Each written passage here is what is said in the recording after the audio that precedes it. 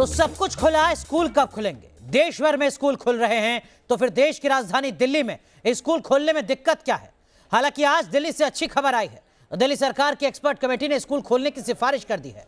अब इस पर अंतिम फैसला डीडीएमए को करना है, लेकिन डीडीएमए की बैठक कब होगी और किस तरीके से डीडीएमए इस फैसले पर मंजूरी देती है, इसका इंतजार अभी भी दिल्ली के तमाम अभिभावक कर रहे हैं।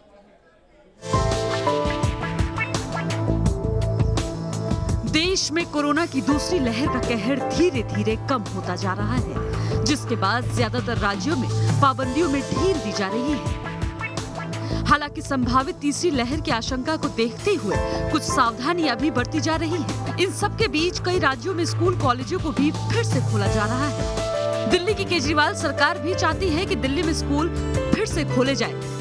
अभी जो दूसरे स्टेट से एक्सपीरियंसेस आए वो थोड़े से मिक्स्ड से हैं। सो अभी भी सिचुएशन के ऊपर नज़र रखे हुए हैं, बिकॉज बच्चों के साथ किसी भी तरह का हम लोग वो नहीं लेना चाहते। हम भी जल्दी से जल्दी स्कूल खोलना चाहते हैं। तो जब भी कोई इस बारे में अगला निर्णय होगा हम आपको बताएंगे। सूत्रों के मुताबिक स्कूलों को खोलने को लेकर बनाई गई एक्सपर्ट कमेटी ने स्कूल को खोलने की सिफारिश कर दी है, जिसमें सभी क्लास के लिए स्कूल खोलने की भी सिफारिश की गई है। हालांकि इस पर अंतिम फैसला डीडीएमए की बैठक में लिया जाएगा। दिल्ली में जल्द खुल सकते हैं सभी स्कूल। डीडीएमए ने जो कमेटी बनाई थी स्कूल खोले जाने को लेकर, उस पर उसकी सिफारिशें आ गई हैं और सिफारिशों के मुताबिक जो रिपोर्ट सौंपी गई है उसमें बच्चों के स्कूल खोलने की सिफारिश की गई है, यानी कि तमाम स्कूल खोले जाएं, साथ ही साथ जो सभी कक्षाएं हैं उनको खोल देना चाहिए, यानी कि चरणबद्ध तरीके से सबसे पहले बड़ी कक्षाओं को, फिर मिडिल और फिर प्राइमरी को खोला जाए। इस तरीके की सिफारिश दी गई है। हालांकि कोरोना के नियमों का पालन करने की भी हिदायत दी गई है। इस बीच दिल्ली में स्कूल खोले जाने को लेकर दिल्ली सरकार छात्रों, शिक्षकों और पेरेंट्स से पहले ही सुझाव मांग चुकी है। रिपोर्ट्स के मुताबिक 35,000 के करीब सुझाव आए हैं, जिसमें ज्यादातर लोगों ने स्कूल खोलने की सिफारिश की है। गौरतलब है कि कोरोना की वजह से दिल्ली के स्कूल पिछले साल मार्च में ही बंद हैं। इस साल जनवरी में दिल्ली सरकार ने 9वीं से 12वीं कक्षा के छात्रों को स्कूल आने की इजाजत दी थी, लेकिन संक्रमण के मामले बढ़ने के बाद इस फैसले को स्थगित कर दिया गया था। दिल्ली में दोबारा स्कूल कब खुलेंगे, पेरेंट्स और बच्चों की निगाह एक बार फिर से इस पर जाकर टिक गई है। और इसी मुद्दे पर बात करने के लिए एक खास पैनल हमारे साथ जुड़ चुका है। हमारे साथ डॉक्टर धीरेन गुप्ता हैं। आप लगातार कोविड मामलों को देख रहे हैं, बाल रोग विशेषज्ञ हैं। हमारे साथ डॉक्टर चंद्रकांत लहरिया हैं, हेल्थ एक्सपर्ट हैं। लगातार इस मुद्दे पर लिखते आ रहे हैं, लोगों से समझाते आ रहे हैं, लोगों को जागरूक करते आ रहे हैं कि आखिर स्कूल खुलना क्यों जरूरी है। डॉक्टर चंद्रकांत लहरिया, कल हमने बात की थी, डॉक्टर धीरेन भी हमारे साथ थे। आज दिल्ली सरकार की जो एक्सपर्ट कमेटी है उसने अपनी रिपोर्ट सौंप दी है, कहा है कि स्कूलों को खोला जाए, लेकिन यह कहा गया है कि पहले बड़ी क्लासेस को ओपन किया जाए, फिर छोटी क्लासेस को खोला जाए, चरणबद्ध तरीके से खोला जाए। यानी देर तो हुई, लेकिन दुरुस्त अभी भी नहीं है शायद एक्सपर्ट कमेटी। बात सही है, हमें याद रखना होगा, और जैसे कि हम कल भी बात कर रहे थे अनुराग जी, की जो बच्चों में गंभीर बीमारी होती है वो जे शेप्ड कर्व फॉलो करती है। उसमें जे का जो बेस होता है वो 10 साल का होता है, तो उसके बाद 10 से 9 साल में थोड़ा सा रिस्क बढ़ता है और उसी तरह 11 साल में बढ़ता है। अर्थात बात यह है कि 6 से 12 साल के बच्चे सबसे अधिक सुरक्षित हैं, तो होना चाहिए। और जो कि सारे दुनिया में एक्सपर्ट, यूनिसेफ और यूनेस्को ने भी कहा है कि प्राइमरी स्कूल्स पहले खोले जाने चाहिए। आईसीएमआर के डायरेक्टर जनरल ने भी यही बात कही थी, लेकिन अगर सिफारिश मैंने देखी नहीं है। अगर एक्सपर्ट कमेटी की सिफारिश है कि पहले बड़े स्कूल खोले जाने चाहिए, तो मेरी नज़र में थोड़ा सा इस पर विचार करने की जरूरत है।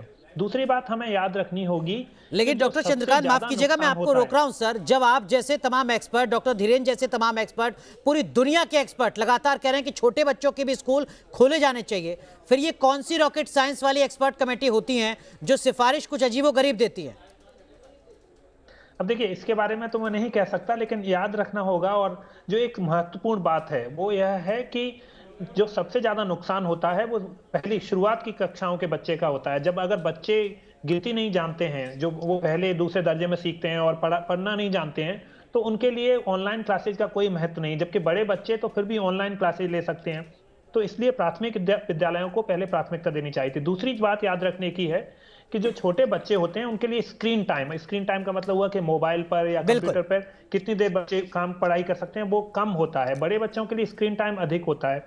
तो ऐसे कई सारे मुद्दे हैं और मुझे लगता, मैंने रिपोर्ट नहीं देखी है, लेकिन जो ये स्पेकुलेशन हो सकता है और मुझे आशा है कि जब सरकार निर्णय लेगी तो वो इन सिफारिशों को नजर में रखते हुए प्राथमिक विद्यालयों को जरूर साथ में ही खोलेगी। बड़े स्कूल तो जैसे 10वीं से 12वीं तो पहले ही खुले हुए हैं, फिर हमारे एक्सपर्ट कमेटी रिपोर्ट का इतना महत्व ही कहाँ रह गया अगर एक्सपर्ट कमेटी वही कहती है जो चलता आ रहा है। इसलिए मेरे राय में सरकार को, खासतौर से जो नीति निर्माता हैं, उनको प्राथमिक विद्यालयों को खोलने को डॉक्टर धीरेन गुप्ता, सरकारी डॉक्टर धीरेन गुप्ता, खोलने का इम्पोर्टेंट, जो हम बता रहे हैं कमेटी में जो सिफारिशें की गई हैं उसमें यही कहा गया है कि पहले बड़ी क्लास खोली जाए, चरणबद्ध तरीके से खोले जाए। अंतिम फैसला जो डीडीएमए है वो अपनी बैठक में लेगी। बैठक कब होनी है ये अभी तय नहीं है। उस बैठक का पहला एजेंडा क्या यही होगा? ये सूत्रों के हवाले से माना जा रहा है कि हो सकता है कि यही और इस पर कोई फैसला ले लिया जाए। लेकिन 1.5 साल का इंतजार, क्या आपको नहीं लगता कि वाकई एक प्रोफेशनल एटीट्यूड की, एक प्रोफेशनल नजरिए की बेहद कमी रही इस पूरे मामले पर? देखिए, स्टार्ट करते हैं। इस एपिडेमिक में देखा जाए तो पिछले साल किसी को भी आइडिया नहीं था, तो प्रोफेशनलिज्म तो हमेशा ही दरकिनार कर दी गई, चाहे वायरस ने की, चाहे मेडिकल साइंस ने की, या किसी भी चीज को, साइंस की बात करते हैं हम। लेकिन जो आज का मुद्दा है, आज का मुद्दा मैं अंडरस्टैंड करता हूँ कि 10 से 12 साल में अलाउ किया है। जो डॉक्टर चंद्रकांता ने कहा है वो बिल्कुल ठीक है कि हमें छोटे बच्चों पे फोकस ज्यादा करना चाहिए। और रीजन क्या है, अगर हम साइंस को देखें, सीडीसी में क्लियर कट रिकमेंडेशंस है। जो छोटे बच्चे हैं उनके अंदर जो सेकेंडरी अटैक रेट है वो 0.36% है, और ये बड़े बच्चों में 6.5% है। जो स्कूल ओपन करने के बाद जो स्टडीज की गई, अनफॉर्चुनेटली इंडिया में स्टडीज तो होती नहीं है अपनी खुद की, साइंटिफिक स्टडी बैकअप होता ही नहीं है। पॉलिटिकल थॉट प्रोसेस को जो कमेटीज हैं वो पॉलिटिकल डॉक्टर धीरेन गुप्ता, जो आप कह रहे हैं, सर माफ कीजिए आपको रोक रहा हूं, इसका सीधा मतलब ये है कि 4 तथाकथित काबिल लोग बैठ जाते हैं जिनको लगता है कि उनसे बेहतर, उनसे काबिल कोई नहीं है, नहीं, और वो फैसला ले लेते हैं कि अभी टाल देते हैं, अभी स्कूल नहीं खोलते। प्रॉब्लम क्या है, एक्सपर्ट कमिटीज जो होती हैं, जो एक्सपर्ट होते हैं वो एक्चुअल में एक्सपर्ट होते हैं, लेकिन वो अंडर लीडरशिप होते हैं। अगर मैं एम्प्लॉय हूं किसी का, तो मैं एक्सपर्ट की जगह मैं जो मेरा लीडर चाहता है मैं वही बताना चाहूंगा, वही एक्सपर्ट मीटिंग में जो फाइनल रिकमेंडेशन है देना चाहूंगा। हमारे यहाँ एक्सपर्ट इंडिपेंडेंटली नहीं काम करते, वो पॉलिटिकली सप्रेस्ड होते हैं। ठीक है, लेकिन डॉक्टर चंद्रकांत, अगर राजनीतिक दबाव, अगर राजनीतिक मजबूरियां रहती भी हैं इस तरीके की किसी एक्सपर्ट कमेटी के सामने, तो जो हमारी पॉलिटिकल क्लास है सर, वो भी किसी दूसरे ग्रह से तो है नहीं। इस देश का लिटरेसी रेट 70% से ज्यादा है, हर कोई जानता है, हर कोई पढ़ता है, तमाम आप जैसे एक्सपर्ट से बात करता है। फिर ये क्या मजबूरी है कि हालात को फैक्चुअली समझने से हम लोग बचते हैं? इसी के चलते 1.5 साल से स्कूल नहीं खोल रहे हैं। यह बहुत बड़ा अहम सवाल है जिसको पूरे समाज पर नजर रखनी होगी, लेकिन मैं इसमें 2 बातें समझता हूँ। एक पहली बात है कि दिल्ली में जब पेरेंट टीचर मीटिंग हुई तो 90% पेरेंट्स ने सरकारों से कहा कि स्कूल खोले जाएं, लेकिन सरकारें उसको नहीं सुनी और उसको डिले कर रही हैं। दूसरी बात यह है कि अब समय आ गया है, सरकारों को हम सिर्फ अकाउंटेबिलिटी 5 साल में एक बार वोट देते समय की जाती है। अब यह वह समय है जब पेरेंट्स को एक्टिवली डिमांड करनी होगी कि हमें स्कूल खुले हुए चाहिए, हमारे बच्चों के लिए स्कूल चाहिए, और जो जरूरी सरकार का काम है कि जो जरूरी इंतजाम हैं वो करे, बल्कि अब उनको फैसिलिटेट करना चाहिए। और जब बातें हो रही हैं, हमें हर समय पे, हर प्लेटफॉर्म पे उनको रेज करना है कि छोटे बच्चों के लिए स्कूल पहले खोले जाएं। हमारे साथ आम आदमी पार्टी के विधायक कुलदीप कुमार साहब जुड़ चुके हैं। कुलदीप कुमार साहब, आपने इस मुद्दे को सुना होगा, समझा होगा। लगातार न्यूज नेशन ये सवाल पूछ रहा है कि आखिर स्कूल खोलने में दिल्ली सरकार की तरफ से इतनी देरी क्यों हो रही है? जब मेट्रो दिल्ली में 3 हफ्ते में खुल जाती है, बाजार खुल जाते हैं, मॉल्स खुल जाते हैं, दुकानें खुल जाती हैं, तो फिर स्कूल खोलने के पीछे वो कौन सा रॉकेट साइंस है जो काम कर रहा है और अभिभावक पिछले 1.5 साल से इंतजार कर रहे हैं? आपके बात सहमत हूँ। और दूसरी बात ये कि दिल्ली सरकार ने दिल्ली के स्कूलों को दोबारा से खोलने के लिए, संचालित करने के लिए इस महामारी में, इस कोविड के अंदर कैसे हम शिक्षा के स्तर को आगे बढ़ा पाए, कैसे हम वापसी स्कूलों के अंदर बच्चों के खिलाते स्कूल वापस खुल पाए, उसके लिए दिल्ली सरकार ने कमेटी स्थापित किया था, जिसमें डॉक्टर्स भी थे, टीचर्स भी थे और बहुत सारे एक्सपर्ट्स थे, जिन्होंने इस बात पर रिपोर्ट देनी थी कि कैसे हम स्कूलों को खोल सकते हैं। अब उस कमेटी ने अपनी रिपोर्ट प्रस्तुत की है। अब जो भी आगे डीडीएमए की बैठक होगी अभी जल्दी में, उसमें दिल्ली सरकार उसका पक्ष कुलदीप कुमार जी, रखेगी, हम कोशिश करेंगे। ये जो आप कह रहे हैं सर, ये प्रेस विज्ञप्ति हो सकती है, लेकिन जरा मुझे बताइए कि जब आपने मॉल खोले थे तब क्या इस तरीके की कोई एक्सपर्ट कमेटी की सिफारिश के आधार पर फैसला लिया गया था? जब आपने मेट्रो खोलने का फैसला लिया था बहुत कम वक्त के भीतर, तब क्या कोई एक्सपर्ट कमेटी बनी थी? जब बाजार खोले गए थे, शादी फंक्शंस के लिए जब अनुमति आपने दी थी, तब भी क्या इसी तरीके की कोई एक्सपर्ट कमेटी बन रही थी? अनुराग जी, पहली बात ये कि कोई भी अगर फैसला ऐसा होता है, चाहे मेट्रो खोलने का हो, चाहे बसेस चलाने का हो, चाहे शादी के लिए लोगों को लिमिटेशन बढ़ाने का हो, वो डीडीएमए की बैठक में लिया जाता है और डीडीए के बैठक के अंदर सभी एक्सपर्ट अपनी राय रखते हैं। उसके बाद एलजी साहब की अध्यक्षता में उसमें फैसला होता है कि आगे हमें किस चीजों को खोलना है, उसके एक्शन प्लान को, आगे हमारा एक्शन प्लान क्या रहने वाला है, वो डीडीएमए की बैठक में तय होगा। जैसे आज हमारी डीडीएमए में भी तो इंसान ही बैठते हैं ना कुलदीप सर, हाँ, वो भी तो स्थिति को समझते हैं। हमारे साथ पैनलिस्ट हैं डॉक्टर चंद्रकांत, जो बता रहे हैं कि जब सर्वे किया गया, पूछा गया पेरेंट्स से, 90% लोगों ने कहा कि स्कूल खोल देने चाहिए। यूनेस्को, यूनिसेफ सबसे पहले लगातार ये कह रही है पूरी दुनिया में कि अगर सबसे पहले पाबंदी हटे तो स्कूल पर हटे। आप कह रहे हैं कि हम सबसे बाद में कुछ खोलेंगे तो स्कूल खोलेंगे। अनुराग जी, स्कूल तो खोलने पड़ेंगे और हमें इस पर आगे बढ़ना पड़ेगा, तभी हम इसको, इस महामारी धीरे धीरे हम जैसे आज कम होती रहेगी, जैसे आज दिल्ली के अंदर अगर आप देखो तो 0.1% से भी कम पॉजिटिविटी रेट है, तो हमें आगे तो बढ़ना पड़ेगा, हमें स्कूलों को खोलना पड़ेगा और संचालित भी करना पड़ेगा। लेकिन कुलदीप कुमार जी, इतनी देर क्यों? यूनेस्को, यूनिसेफ जो कह रहे हैं कि सबसे पहले पाबंदी आप हटाइए तो स्कूल से हटाइए, यानी सबसे पहले अगर कुछ खोलना है तो स्कूल खोलना है। आप ये कह रहे हैं कि सबसे बाद में अगर हम कुछ खोलेंगे तो वो स्कूल खोलेंगे।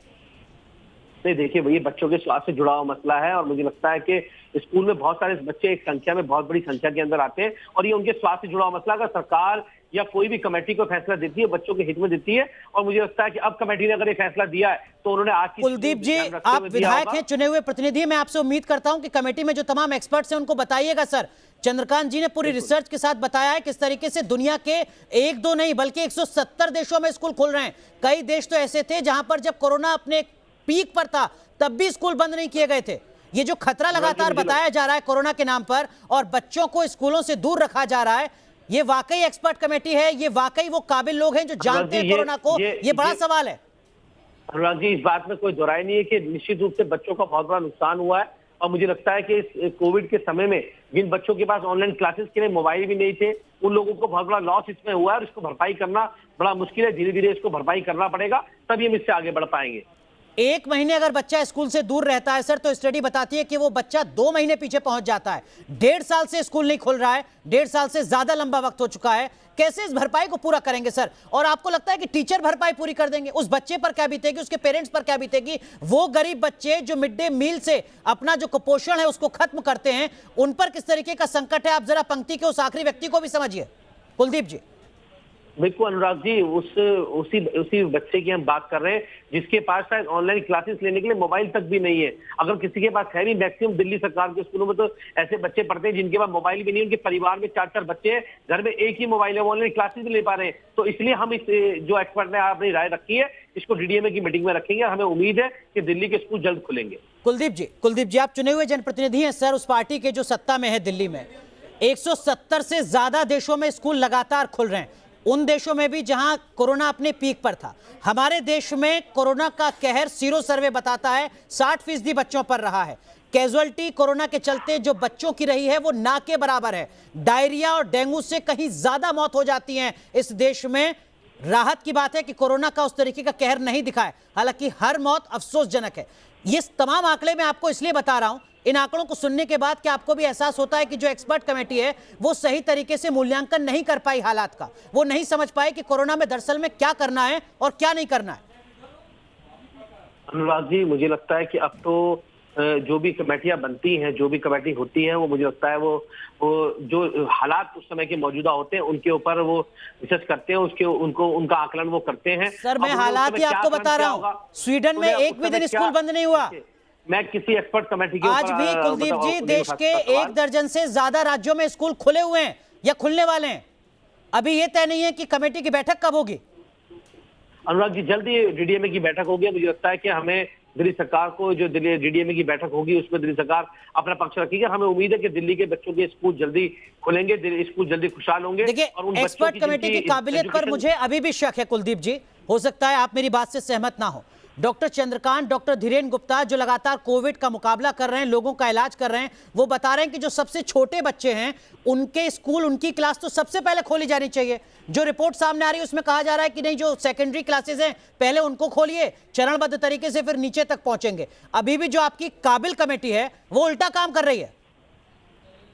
देखिए, मुझे इस बारे में तो आप जो जानकारी बता रहे हैं, मुझे इतना लगता है कि जो अगर उस कमेटी ने रिपोर्ट दी है तो मुझे लगता है उसमें काफी एक्सपर्ट डॉक्टर भी हैं, काफी उसके अंदर हेल्थ विशेषज्ञ भी लोग भी हैं और काफी टीचर्स भी हैं जिन्होंने इसके ऊपर में राय रखी होगी। और निश्चित रूप से उस पर कुछ रहेगा तो डीडीएमए की मीटिंग में उस पर चर्चा होगी, आगे की जो भी चर्चा उस पर होनी है। अगर कुछ कमियां उसमें होंगी तो उस पर दोबारा रायशुमारी भी की जा सकती है। कुलदीप जी, रायशुमारी तो हो चुकी है सर।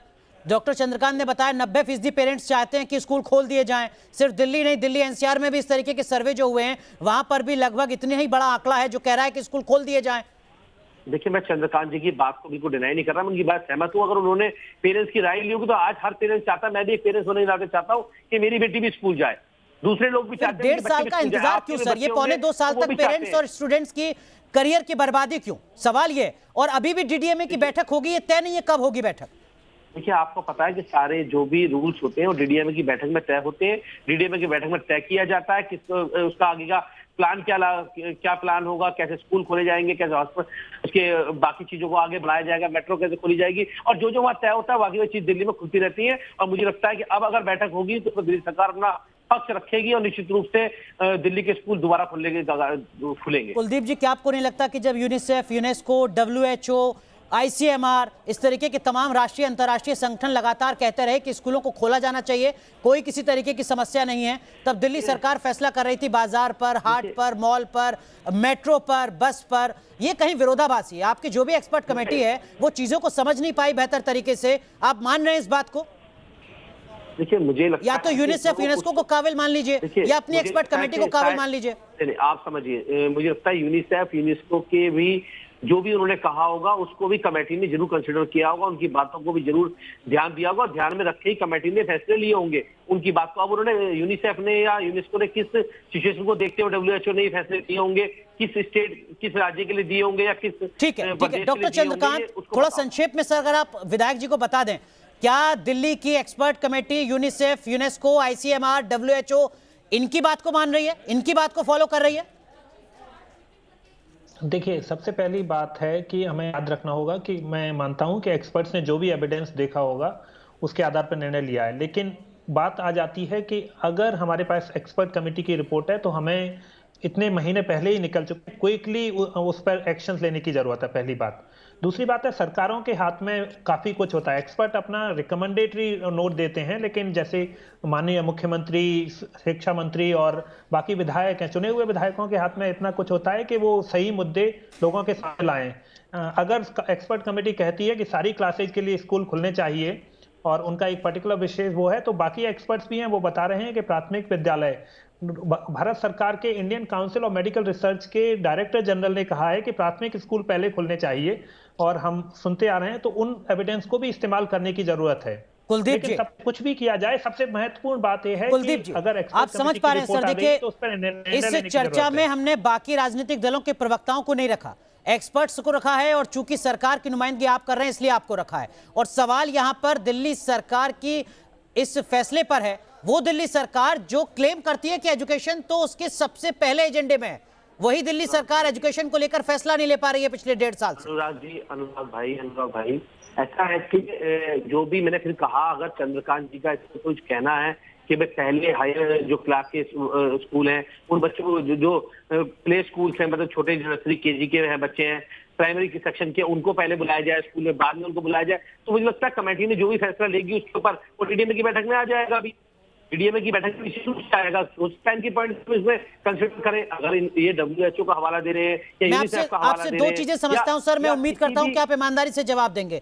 तमाम तर्क, तमाम आंकड़े मैंने आपके सामने रखे हैं, क्या आप इस बात को मानते हैं कि आपकी एक्सपर्ट कमेटी सही तरीके से मूल्यांकन नहीं कर पाई कोरोना का? देखिए, आज मैं फिर एक बात कह रहा हूँ, यही एक्सपर्ट कमेटी ने मूल्यांकन नहीं किया होता तो आज दिल्ली के स्कूल के एजुकेशन में जो हमने ऑनलाइन एजुकेशन की शुरुआत जिस समय पे की थी उस समय बहुत सारी सरकारें सोच रही थी उस बात को लेके। जिस मिड डे मील की आपने बात की, जब हमने सूखा राशन देने की उस मिड डे मील के अंतर्गत बच्चों को शुरुआत की थी तो भी वो दिल्ली गवर्नमेंट थी जिन्हें बात की। सर आप मेरे सवाल का ईमानदारी से जवाब नहीं दे पा रहे हैं। मैं समझ सकता हूँ आपकी पॉलिटिकल मजबूरी हो सकती है, लेकिन जो मैं सीधा सवाल आपसे पूछ रहा हूँ ना सर, अगर 3 हफ्ते में मेट्रो खुल जाती है तो फिर 1.5 साल क्यों लगता है स्कूल को लेकर कोई फैसला करने में? अनुराग जी, आप मेट्रो स्कूल की तुलना ना करें। मेट्रो और स्कूल में बड़ा फर्क है, बहुत सारा फर्क है। स्कूल के अंदर हमारे बच्चे जाते हैं प्राइमरी सेक्शन। सर बच्चों को कोरोना से उतना खतरा नहीं है, इंटरनेशनल रिपोर्ट बता रही है। इंडोनेशिया में 83,000 मौत होती है कोरोना से, बच्चों की 800 मौत भी नहीं होती। एक मौत अफसोसजनक है, लेकिन जरा ग्लोबली चीजों को समझिए तो सर। हमारे यहाँ पर बच्चों की मौत का आंकड़ा 0.33% है, बच्चों की आबादी हिस्सेदारी 40% है। ये कौन आपको समझा रहा है कि बच्चों के लिए बहुत बड़ा खतरा है कोरोना, लिहाजा स्कूल न खोले जाएं? और ये कौन कह रहा है कि स्कूल खोलेंगे तो कोविड गाइडलाइन का पालन नहीं किया जाएगा? अनुराग जी, मैं कोई डॉक्टर नहीं हूँ, है ना, मैं कोई हेल्थ विशेषज्ञ नहीं हूँ। मैं तो यहाँ सरकार की तरफ से, पार्टी की तरफ से यहाँ पे बैठा हुआ हूँ। लेकिन मैं आपसे ये कहना चाहता हूँ कि जो भी एक्सपर्ट्स होते हैं, जिनको इसकी, ये चंद्रकांत जी यहाँ बैठे हैं, अगर ये हेल्थ एक्सपर्ट है तो इनकी जो भी राय होगी वो सरकार उसको सुनेगी, एक्सपर्ट कमेटी उसको सुनेगी। सर अब ये नई प्रक्रिया मत शुरू कीजिएगा। अब हम उम्मीद करते हैं कि जल्द से जल्द आपके डीडीएमए की बैठक हो जाए, जल्द से जल्द स्कूल खोलने पर फैसला हो जाए। 1.5 साल से ज्यादा का लंबा इंतजार दिल्ली के अभिभावक और बच्चों को करना पड़ रहा है। ये उम्मीद मैं आपसे करता हूं सर, आप इन बातों को फैक्चुअली पहुंचाएंगे सरकार तक, डीडीएमए के उन तमाम नुमाइंदों तक जिनको फैसला लेना है। और सवाल एक्सपर्ट कमेटी की काबिलियत पर है, इस सवाल को जरूर आप समझने की कोशिश कीजिएगा। बहुत बहुत शुक्रिया आप तीनों का जुड़ने के लिए। उम्मीद करते हैं कि डीडीएमए जल्द इस पूरे मामले पर कोई फैसला लेगी। यहां रुक रहे हैं एक छोटे से ब्रेक के लिए, लेकिन ब्रेक पर जाने से पहले बात देश की बहस की करते हैं, जिसके लिए आज का मुद्दा क्या हो ये आप तय कर सकते हैं। तालिबान पाई को कैसे मोहताज हो जाएगा? सिद्धू के सलाहकार पर पंजाब से दिल्ली तक घमासान क्यों और क्या विरोधियों को समझ आ रही है सीएए की अहमियत?